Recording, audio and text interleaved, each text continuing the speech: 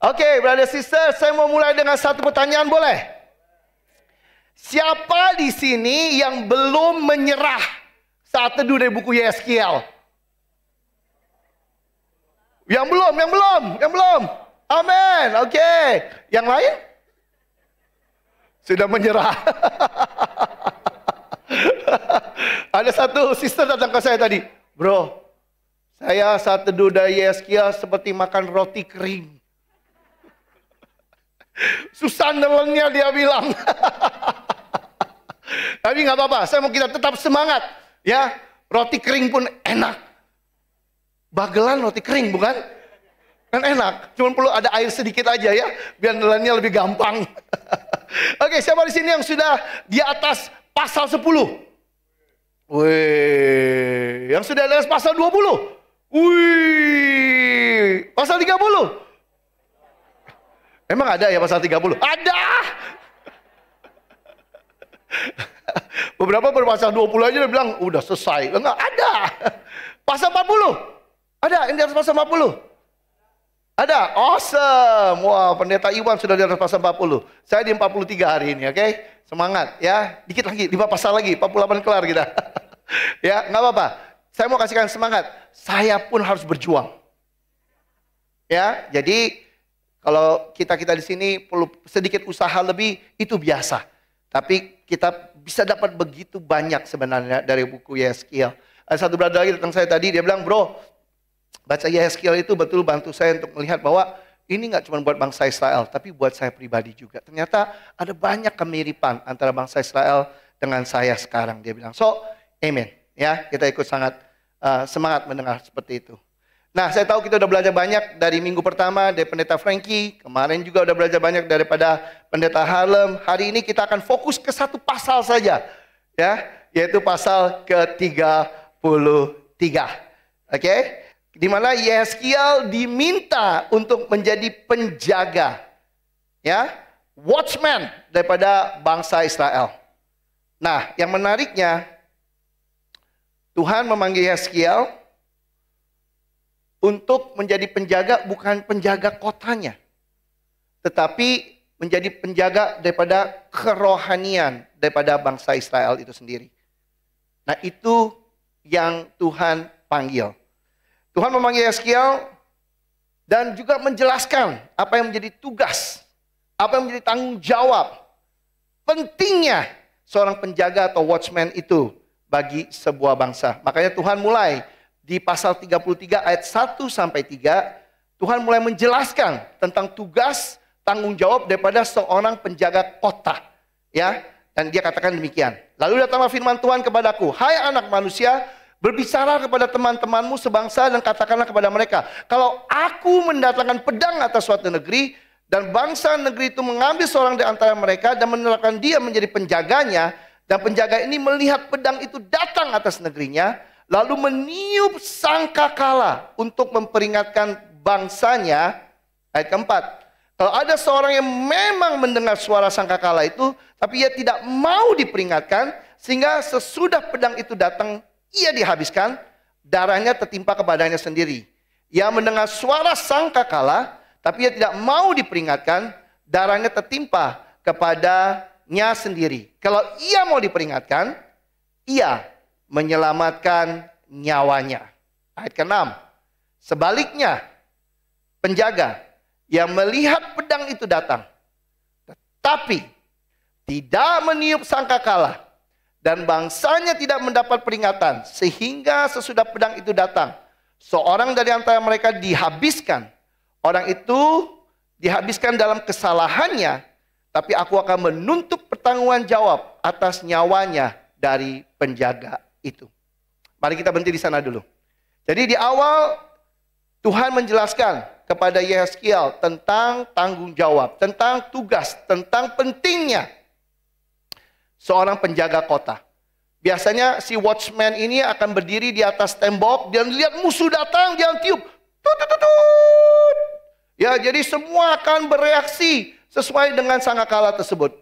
Ya, kalau ada musuh datang, mereka akan menyembunyikan diri. Ya, atau mungkin bersiap-siap untuk perang, untuk menghadapi musuhnya itu sendiri. Jadi, kalau dia tiup, Responnya bisa dua. Ada yang mau ikutin, ada yang tidak mau ikutin.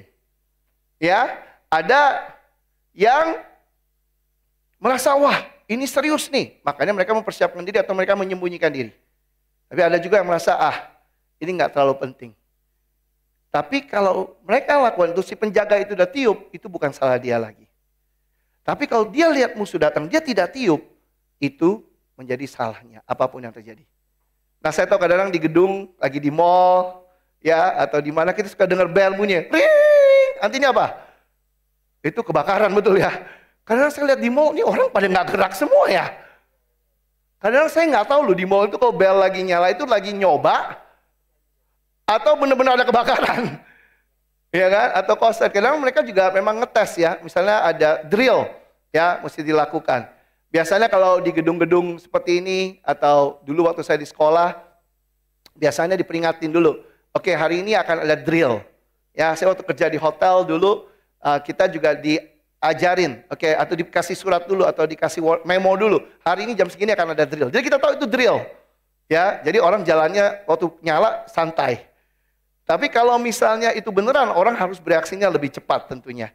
Ya, nah ini dia jelaskan dengan jelas. Kemudian dia perlu hubungkan kepada Yeskiel tentang tanggung jawab dia, panggilan dia untuk menjadi penjaga rohani bangsa Israel. Ya 7-9 kita baca. Dan engkau anak manusia, aku menetapkan engkau menjadi penjaga bagi kaum Israel. Bila mana engkau mendengar sesuatu firman daripadaku, peringatkanlah mereka demi namaku. Jadi kali ini kalau penjaga rohani beda. Bukan soal bahaya saja. Tapi apa yang menjadi firman Tuhan, itu harus dikasih tahu kepada bangsa itu. Kalau aku berfirman kepada orang jahat, hai orang jahat, engkau pasti mati. Dan engkau tidak berkata apa-apa untuk memperingatkan orang jahat itu supaya bertobat dari hidupnya, orang jahat itu akan mati dalam kesalahannya.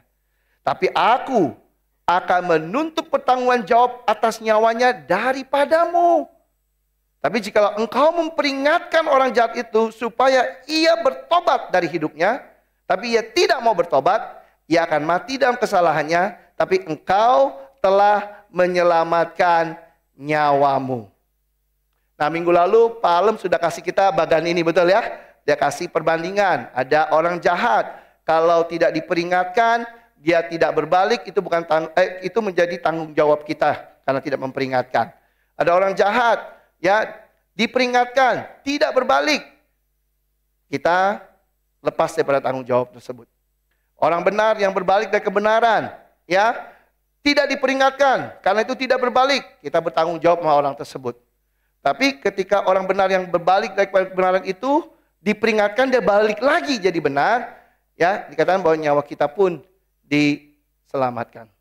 Jadi ini bagian yang diberikan supaya kita jadi lebih paham, ya, mana yang menjadi bagian tanggung jawab kita, mana yang menjadi tugas kita. Nah, hari ini saya mau mengajak kita di sini untuk belajar lebih dalam tentang hal ini. Ya, mengapa Tuhan mau Yehezkiel untuk menjadi penjaga rohani, spiritual watchman daripada bangsa Israel? Apa yang kita bisa belajar? Mengapa hari ini pun sebenarnya kita dipanggil untuk menjadi penjaga rohani untuk orang-orang di sekeliling kita, untuk satu sama lain.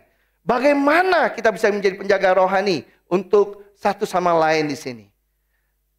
Saya percaya ini panggilan bukan untuk Yehezkiel saja. Waktu kita baca, kita bisa lihat bahwa ini adalah panggilan buat kita juga semua di sini. Nah, ada 3 hal yang kita bisa belajar untuk kita bisa menyadari pentingnya. Untuk kita perlu saling menjaga, bahkan pada masa sekarang juga. Semangat? Siap? Oke, kita masuk ya. Ayat 10-11. Dan engkau anak manusia, katakanlah kepada kaum Israel, kamu berkata begini, pelanggaran kami dan dosa kami sudah tertanggung atas kami. Dan kala itu kami hancur. Bagaimanakah kami dapat tetap hidup? Jadi ada sebagian bangsa Israel yang menyadari kondisinya, dan melihat Tuhan sudah mendisiplinkan mereka, mereka sudah hancur kondisinya. Ini kata Tuhan. Katakanlah kepada mereka, demi aku yang hidup, demikianlah firman Tuhan Allah. Aku tidak berkenan kepada kematian orang fasik. Melainkan aku berkenan kepada pertobatan orang fasik itu dari kelakuannya supaya ia hidup. Bertobatlah. Bertobatlah dari hidupmu yang jahat itu. Mengapakah kamu akan mati, hai kaum Israel? Kemudian dilanjutkan di ayat 14 ayat 16. Kalau aku berfirman kepada orang jahat, engkau pasti mati. Tetapi ia bertobat dari dosanya. Setelah melakukan keadilan dan kebenaran, orang jahat itu mengembalikan gadaian orang. Ia membayar ganti rampasannya, menuruti peraturan-peraturan yang memberi hidup, sehingga tidak berbuat curang lagi. Ia pasti hidup. Ia tidak akan mati.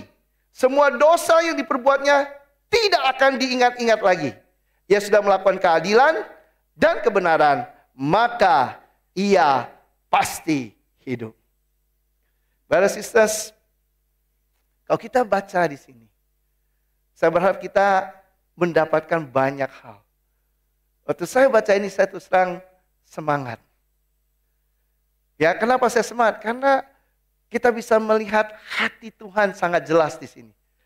Dia katakan dia nggak mau. Bahkan orang fasik pun mati. Orang yang tidak percaya dia pun mati. Dia nggak mau itu. Dia maunya semua orang itu bisa hidup. Dan itu adalah hati daripada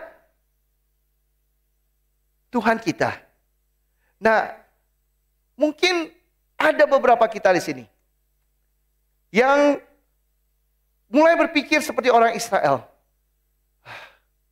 Udah telat bro. Udah telat. Hidup gue udah hancur. Udah telat. Udah parah kondisi saya bro. Udah terlalu ruwet.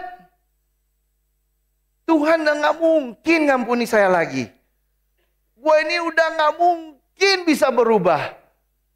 Gue ini karatannya udah karat-karat banget. Hancurnya udah hancur banget. Udah fatal. Udah kacau. No hope. Makanya mungkin ada orang yang datang minggu demi minggu ibadah, tapi nggak percaya lagi bahwa hidupnya bisa dipulihkan, bahwa karakternya bisa diubahkan, bahwa pernikahannya bisa diubahkan, hubungan bisa dipulihkan, kondisi keuangannya bisa membaik. Mungkin sudah duduk tapi udah menjadi sebuah rutinitas yang kita jalankan. Berapa banyak orang datang ibadah tapi sudah tidak punya pengharapan. Hari ini waktu saya baca ini, one thing yang saya dapatkan, di dalam Tuhan selalu ada pengharapan. Tuhan tidak pernah mau sebuah bangsa hancur ataupun binasa.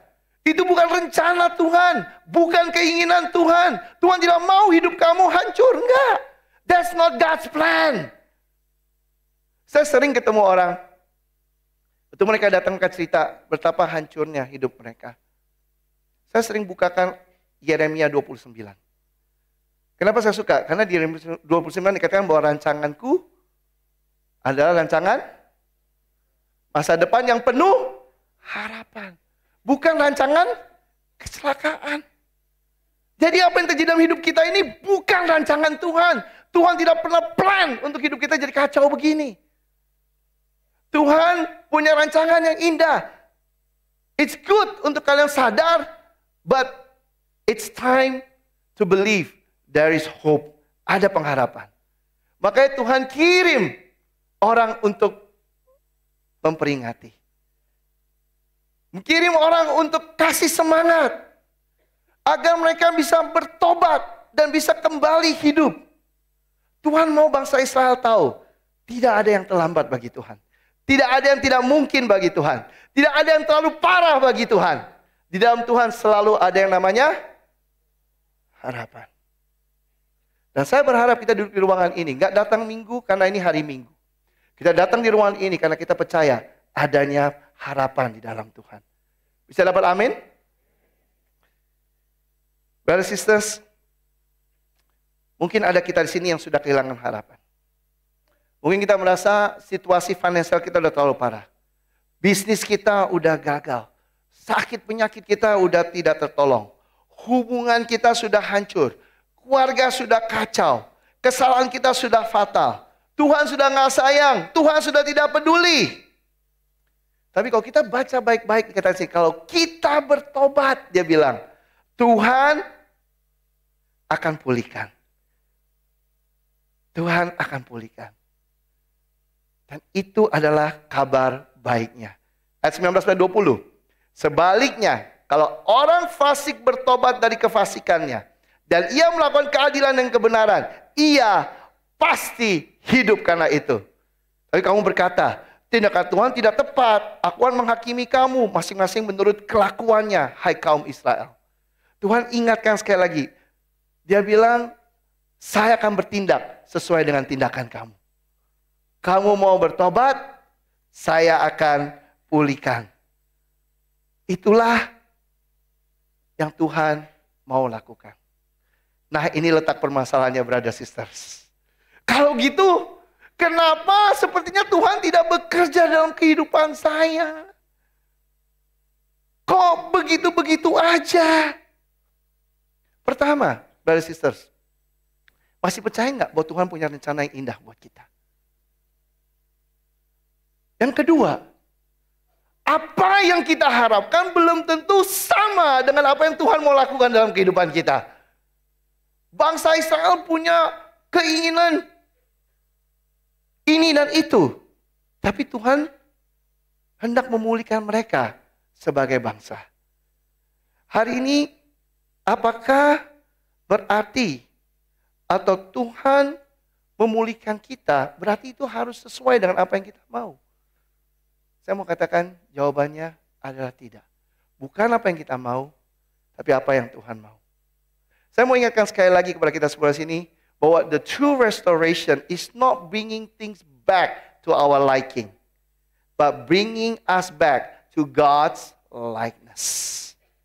Ingat ya, saya pernah simpulkan seperti ini, dan saya mau ingatkan sekali lagi, karena kadang-kadang kita bisa punya pengharapan, tetapi pengharapan kita bisa salah. Karena kita berharap Tuhan pulihkan sesuai dengan apa yang kita mau.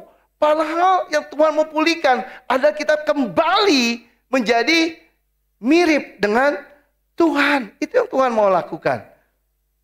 Goal utama daripada Tuhan, waktu kita bertobat, adalah kita menjadi mirip dengan Tuhan. Bisa dapat amin? Nah, banyak orang yang katakan begini, alah, udah hancur, udah gak bisa, udah kacau. Saya mau katakan begini, nasi udah jadi bubur. Betul, bubur tidak bisa jadi nasi lagi. Tapi kita bisa buat bubur ayam yang enak. Nasi boleh jadi bubur, jangan dibuang buburnya. Bubur kita bisa buat menjadi bubur yang amin. Saya nggak tahu apa yang terjadi dalam hidup kita. Mungkin kita lagi bilang, nggak, udahlah, udah too late. But today kita punya nggak cara pandang yang benar?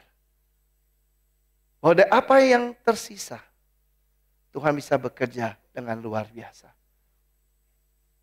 Saya mau share tentang seorang saudari yang saya sangat respect.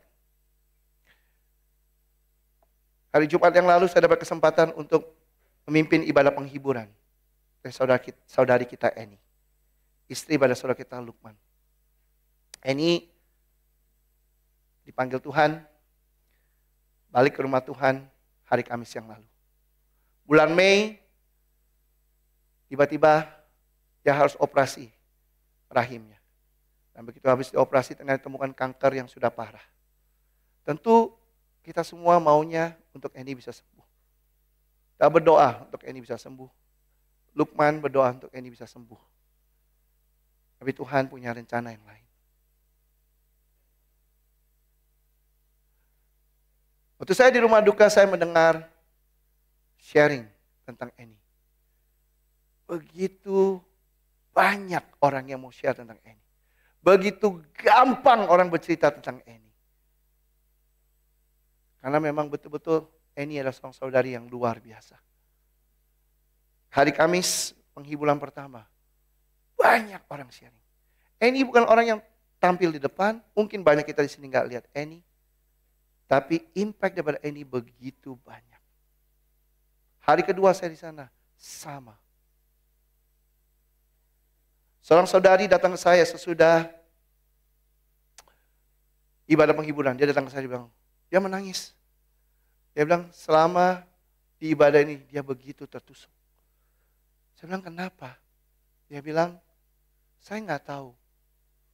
Kalau satu hari nanti saya mati, orang bisa ngomong apa tentang saya? Dia nggak tahu. Dia nggak bisa pikir. Dia bilang, I've been living, saya udah hidup yang egois. Saya nggak yakin orang bisa ngomong banyak tentang saya. Dan dia menangis. Ada begitu banyak kualitas daripada Annie. Begitu banyak impact yang sudah berikan. Tapi saya mau fokus satu. Satu yang membuat saya sangat terharu. Karena di malam itu ada satu grup anak-anak remaja, anak-anak sekolah minggu yang datang ke ibadah penghiburan. Dan mereka sharing tentang impact Tante Annie di dalam kehidupan mereka. Saya bilang, saya belum pernah lihat yang seperti ini. Ini adalah anak-anak di PDA Merapi. Merapi itu singkatannya Meruya dan Puri. Meruya, Puri. Gimana singkatannya Merapi?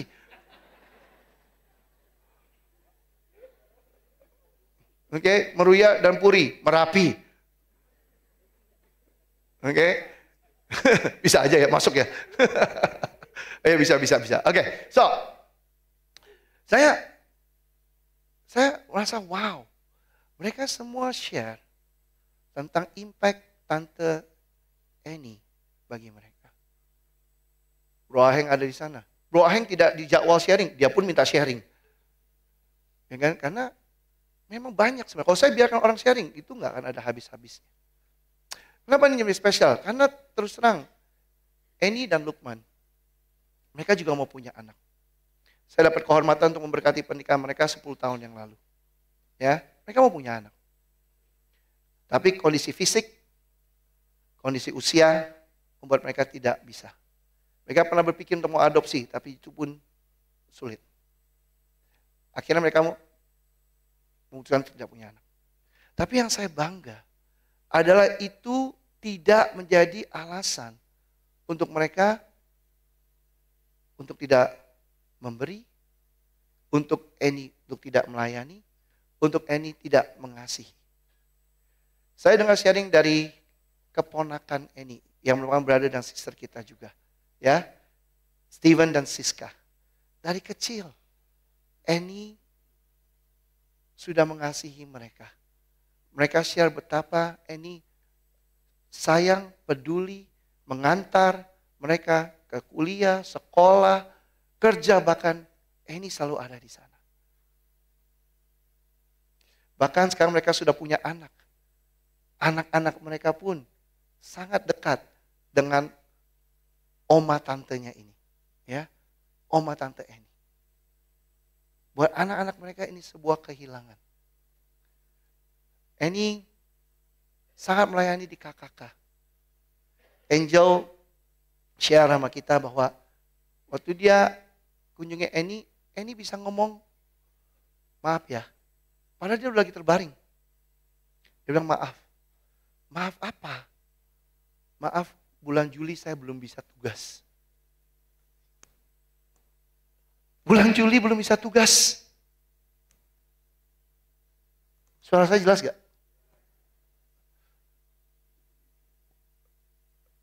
Kita di sini udah 5 tahun gak tugas pun, atau gak pernah tugasnya gak pernah minta maaf.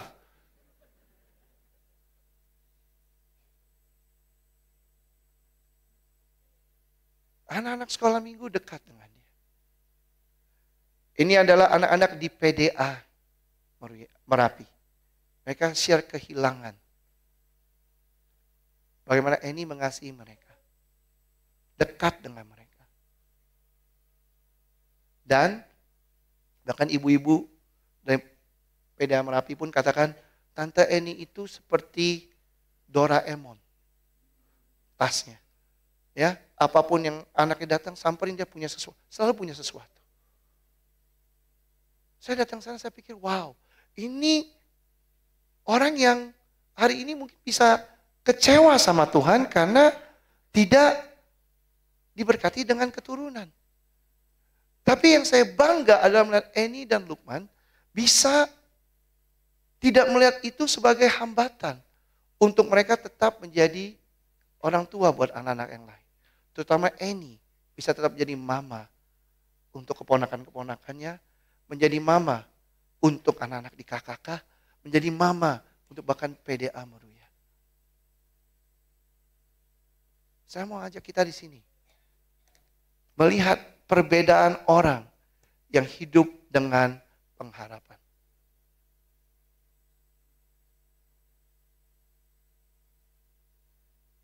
Mereka fokusnya adalah Tuhan.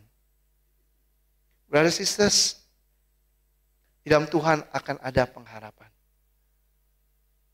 Karena itu saya mengajak kita semua di sini, let's spread the truth. Mari kita bagikan kebenaran firman Tuhan. Mari kita di sini jangan diam, karena kita nggak pernah tahu apa yang kita bagikan bisa mengubahkan orang tersebut. Apa yang kita bagikan bisa memberikan harapan kepada orang tersebut. Yang di depan saya sini adalah mukjizat. Ketika kita kehilangan harapan, ketika kita mendengar firman Tuhan, ketika kita mau diperingati, ketika kita berubah, berapa banyak pemulihan terjadi.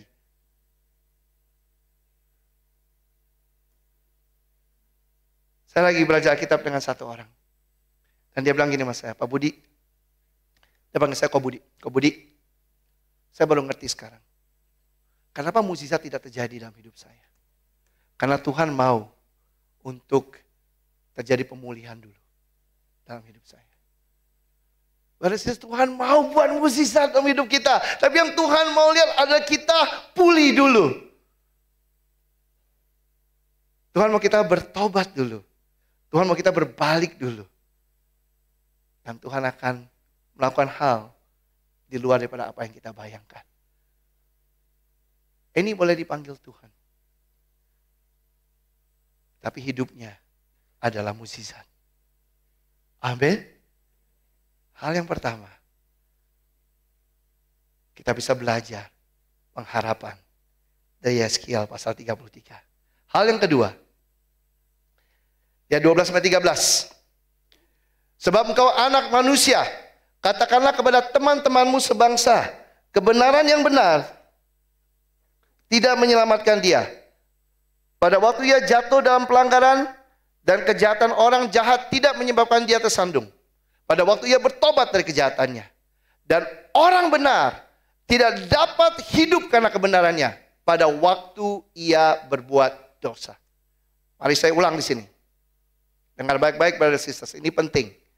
Orang benar tidak dapat hidup karena kebenarannya pada waktu ia berbuat dosa. Kalau aku berfirman kepada orang benar, engkau pasti hidup, tapi ia mengandalkan kebenarannya dan ia berbuat curang, segala perbuatan-perbuatan kebenarannya tidak akan diperhitungkan. Dan ia harus mati dalam kecurangan yang diperbuatnya. Brothers and sisters, Bapak Ibu yang saya kasihi, jika orang benar meninggalkan kehidupannya yang benar di mata Tuhan, ketika dia mulai kompromi, ketika dia mulai main lagi dengan dosa, kembali ke hidup dia yang lama, Tuhan bilang, orang itu akan tetap mati karena dosanya.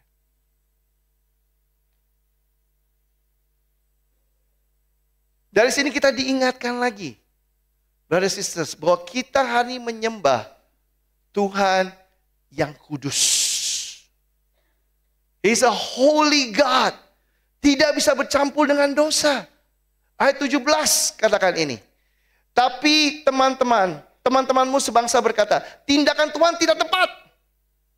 Padahal tindakan mereka yang tidak tepat.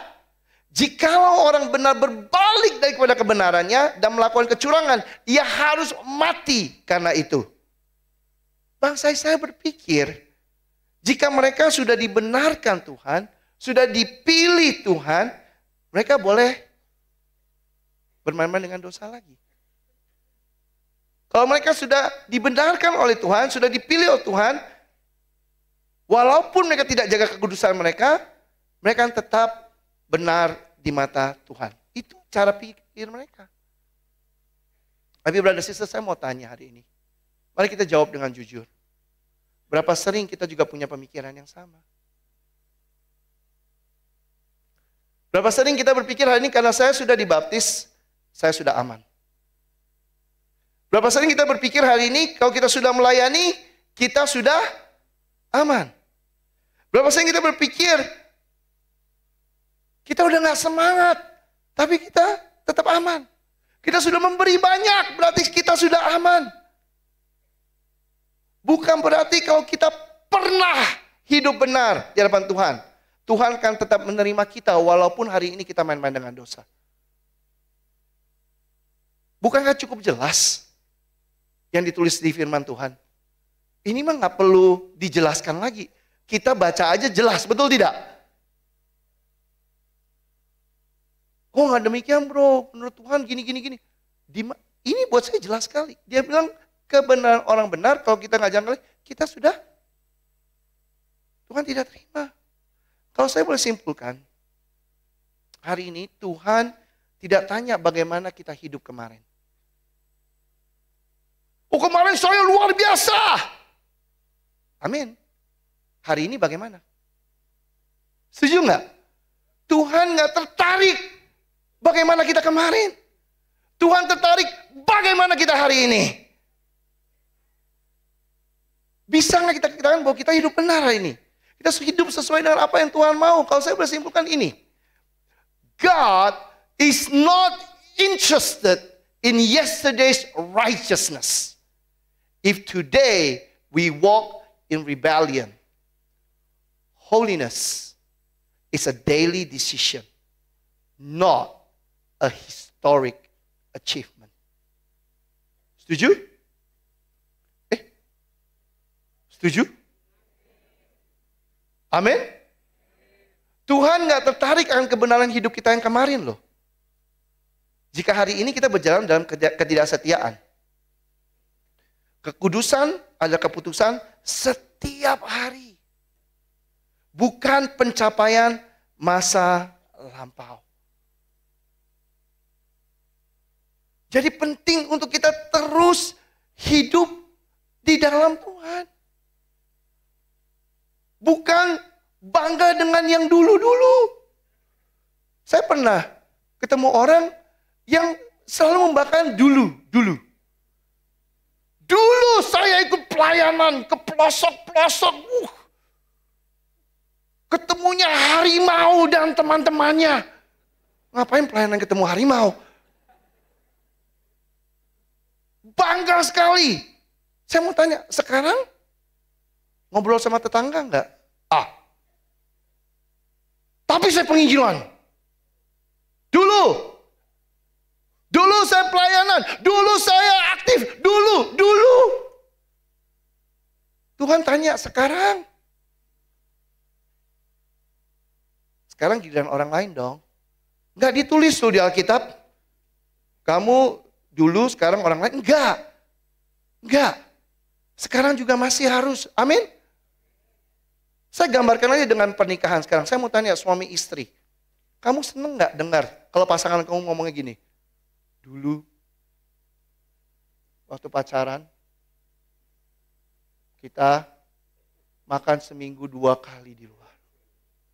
Dulu kita nonton. Dulu kau jalan berpegangan tangan. Kalau dulu kita lihat mata kau ngomong. Kalau lihat dia, kestrum. Pertanyaannya, sekarang bagaimana? Itu dia. Sekarang ngobrol pun tidak. Nah saya mau tanya, kita happy nggak begitu? Enggak kan? Kita nggak bangga kan cerita seperti itu, betul? Tapi lucu. Tapi kalau berhubungan dengan kebenaran atau Tuhan, kita bangga sekali cerita yang dulu-dulu. Kamu tahu nggak? Lihat bintang saya.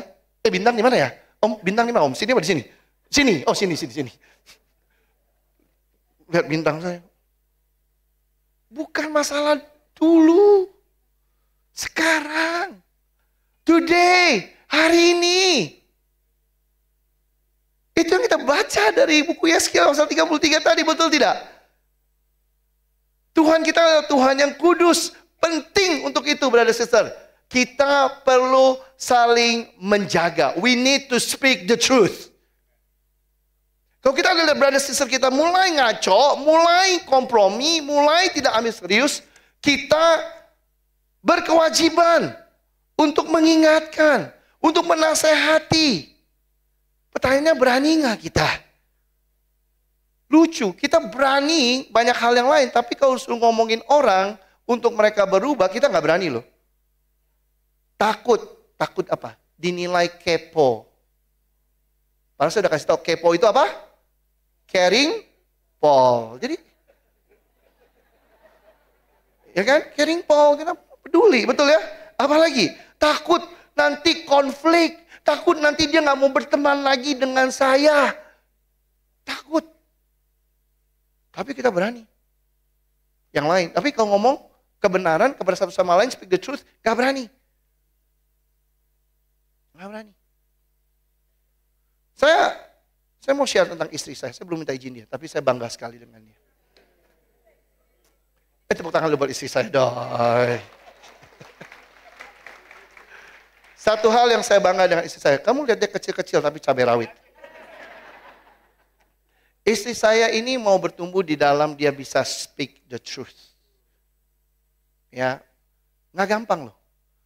Karena saya tahu dia mungkin pilihnya adalah, gue nggak mau peduli, gue nggak mau ikutan, gue nggak mau konflik, gue mau santai aja. Dia bisa pilih seperti itu. Tapi dia berdoa untuk dia punya courage untuk bisa speak the truth. Oke? Dan dia buat satu format yang saya sangat suka, saya mau share. Nah, dia sebutnya speak. Apa yang buat dia berani ngomong kebenaran? Karena dia ini is a spiritual battle, dia bilang. Ini bukan tentang saya dengan dia, no. Saya mau lihat ini pertempuran rohani, dia bilang. Orang itu perlu berubah, saya perlu berubah. Dia nggak mau iblis yang menang. Maka dia mau ngomong apa adanya. Kemudian apa? Dia akan berdoa sebelum dia bicara. Biar Tuhan yang mimpin. Kemudian dia akan embrace the process. Mungkin kadang-kadang nggak gampang, kadang-kadang menyakitkan, kadang-kadang merasa tidak didengarkan, kadang-kadang merasa ditolak, kadang-kadang merasa dijudge atau apa. Tapi dia tetap mau, dia mau embrace the process. Buat dia ada lebih baik orang itu bisa berubah. Dia bisa bicarakan kebenaran daripada orang itu tidak mendengar kebenaran. Tapi dia juga mau acknowledge mistake-nya dia. Dia mau acknowledge weakness-nya dia. Mungkin ada hal yang juga dia perlu berubah, hal yang dia perlu bertumbuh. Tapi juga be kind. Waktu kita ngomong itu dengan baik. Baru sister, saya mau tanya hari ini. Kalau ada yang ngomong itu kepada kita, ada yang berani bicara speak the truth kepada kita, bagaimana reaksi kita? Saya berharap kita bersyukur. Saya berharap kita nggak defensif. Kalau ada orang datang pada kamu, bro, kamu mesti begini. Sis, saya lihat kamu begini. Terima. Amin. Saya mau ajak kita di sini jadi brother sisters ini yang saling berani speak the truth. Kenapa? Karena hari ini terus terang hati kita ini bisa jadi keras. Ibrani 3:12-13 karena waspadalah hai saudara-saudara supaya di antara kamu jangan terdapat seorang yang hatinya jahat dan yang tidak percaya karena ia murtad dari Allah yang hidup. Tapi nasihatilah seorang akan yang lain setiap hari. Selama masih dapat dikatakan hari ini supaya jangan ada di antara kamu yang menjadi tegar hatinya karena tipu daya dosa. Hati kita bisa jadi keras, brother sisters. Nanti saya ngomong ini di poin ketiga saya. Tapi berani nggak kita bicara satu sama dengan yang lain di sini? Saya mau tanya, brother sister, kamu lihat ada brother sister kamu tidak fokus di khotbah. Mereka main game, lagi shopping online, chatting. Kamu berani ngomong nggak? Yang lucu, Kalian datangin saya, bro ada yang begini-gini. Saya tanya, kamu ngomong nggak? Kamu lapor saya buat apa? Supaya kamu khotbahin, bro. Ya ini saya udah khotbahin. Terus kamu berani ngomong nggak, bro, sis? Ayo dong. Fokus dong. Brother sisters jangan lupa loh. Kamu lagi nggak nontonin saya. Kamu lagi ditontonin Tuhan. The audience is not you. The audience is God. God is watching you. Bagaimana perasaan Tuhan lihat kita? Saya udah share ini berkali-kali. Brother sister yang datang terlambat. Gimana perasaan kita? Kita tahu nggak? Bagaimana perasaan Tuhan? Berani nggak kita di sini lihat brother sis kita? Bro sis, ayolah next week kita lebih pagian. Berani nggak? Brother sister yang hari ini belum lagu terakhir aja udah bubar. Berani nggak kita bilang, bro sis, ayolah kita nyanyi dulu sampai lagu terakhir. Baru kita bubar sama-sama. Saya sudah share sama kita di sini. Ada orang yang datang ke saya bilang mereka tersandung. Bukan tersanjung ya, tersandung. Karena gereja apa itu? Nyanyi belum selesai udah pada bubar.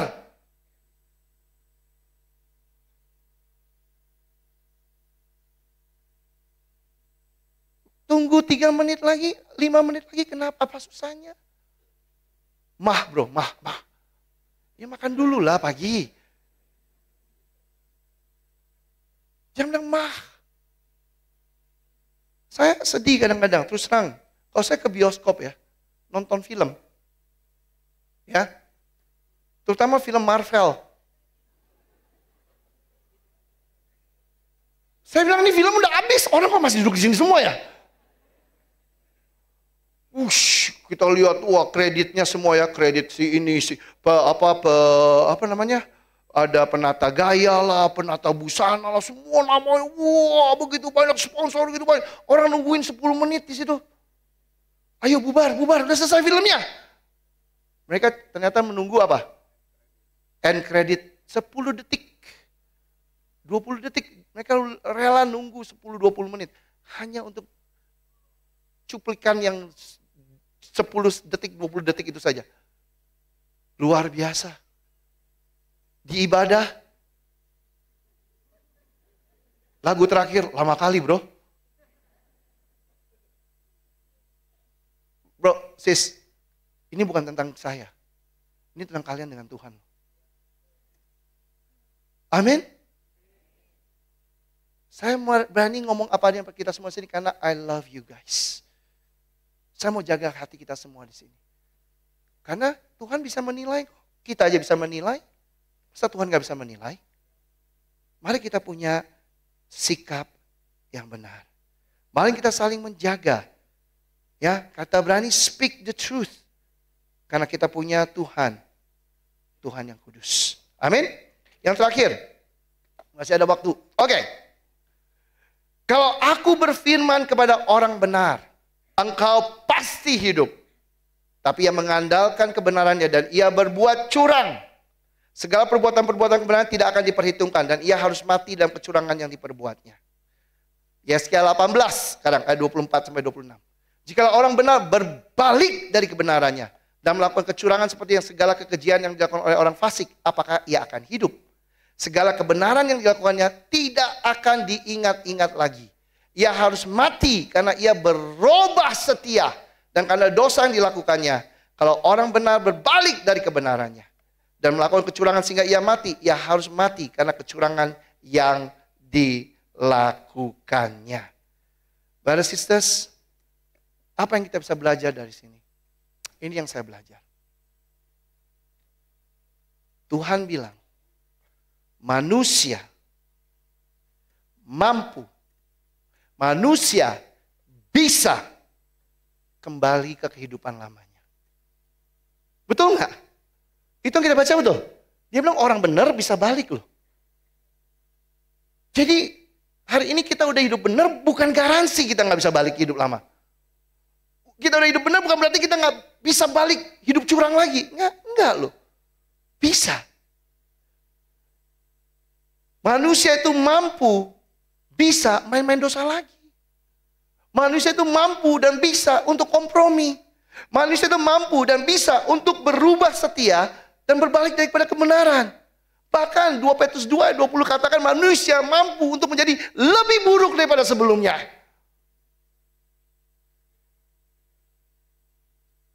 Sebab jika mereka oleh pengenalan mereka akan Tuhan dan Juru Selamat kita Yesus Kristus telah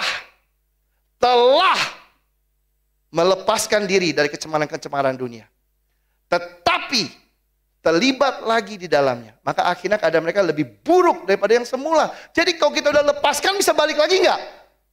Bisa, brother sisters. Bisa. Gak ada yang gak bisa. Karena itu brother sisters, kita perlu sadarkan hal ini. Kita perlu saling mengingatkan hal ini. Bahwa kita sebagai manusia, kita bisa kembali kepada hidup kita yang lama. Karena itu kita perlu betul-betul hold on. Berpegang teguh. Ibrani 3 ayat 14 kelanjutannya dia bilang gini. Karena kita telah beroleh bagian dalam Kristus. Kita udah peroleh bagian, dia bilang. Kita udah menjadi bagian dalam Kristus. Asal saja kita teguh berpegang sampai kepada akhirnya. Pada keyakinan iman kita yang semula. Asal teguh berpegang. Saya nggak tahu apa kurang jelas Alkitab. Bahwa kita harus hold on.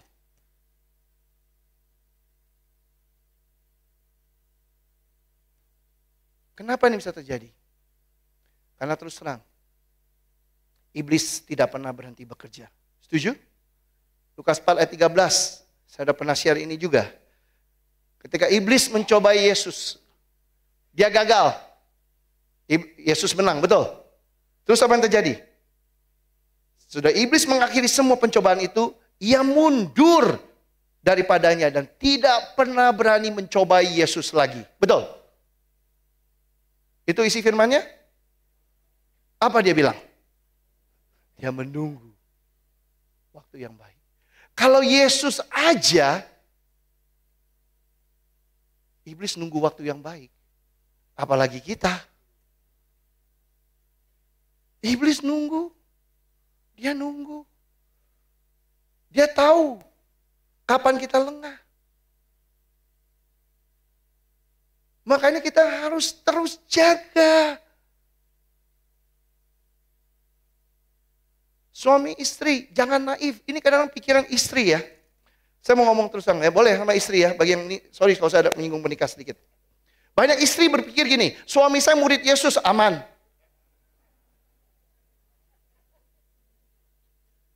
Berapa yang menyesal sesudah itu? Hari ini saya mau kasih tahu, suami-suami Anda ini, yang murid Yesus ini, kalau tidak rohani, itu sama buruknya, sama parahnya sama orang yang tidak kenal Tuhan. Amin suami? Kok nggak percaya? Kamu nggak mau mengakui? Saya ulang sekali lagi. Istri, suami-suami kalian kalau tidak rohani, walaupun dia gelarnya murid Yesus, atau dia pernah semangat, dia pernah melayani, dia pernah berikan segala buat Tuhan, kalau hari ini tidak rohani, dia itu sama parahnya dengan orang di luar. Bahkan bisa lebih parah. Jadi jangan, nggak apa-apa suami gue udah murid Yesus aman.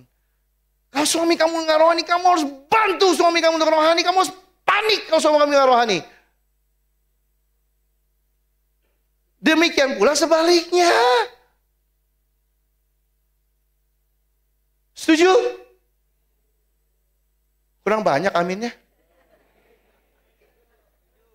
Suami kamu nggak berasa begitu? Saya berasa begitu loh. Saya ngeri kalau nggak rohani. Kamu jangan dekat-dekat sama saya kalau nggak rohani. Benar. Ini saya juga pernah share sama kita semua sini. Gini, kenapa? Karena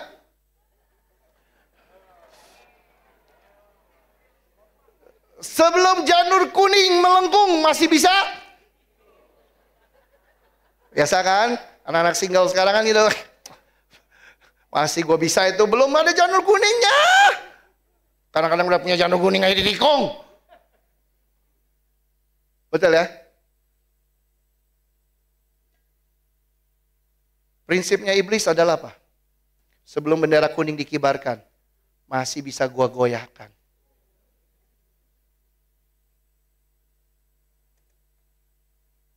Masih bisa. Oke? Jadi kita harus hold on. Iblis itu nggak pernah berhenti bekerja, nggak pernah menyerah. Ya, we need to stay in the truth. We need to stay in the truth.